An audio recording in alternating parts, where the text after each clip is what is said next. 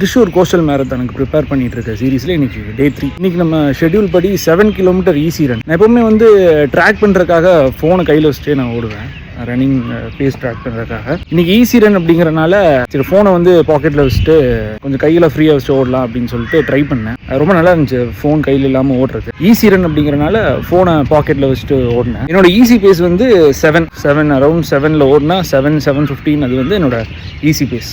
இன்னைக்கு நான் ஃபோன் பார்க்காததுனால எவ்வளோ பேஸில் ஓடுறேங்கிறது எனக்கு தெரியல. ஆனால் எனக்கு வந்து அது ரொம்ப ஈஸியாக இல்லை ரன்.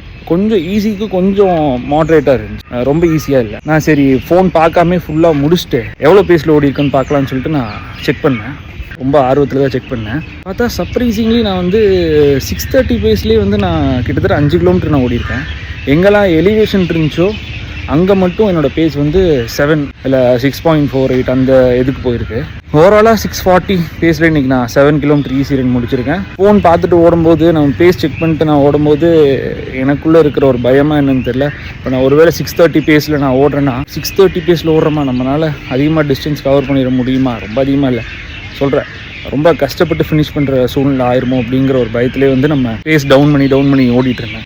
ஐ திங்க் லைக் என்னோட ஈஸி பேஸ் zone 2ல வந்து ஒரு 6:40 அந்த மாதிரி நான் ஃபிக்ஸ் பண்ணி ஓடலான்னு நினைக்கிறேன். Day 4ல் உங்களை நான் மீட் பண்ணுறேன். தேங்க்யூ.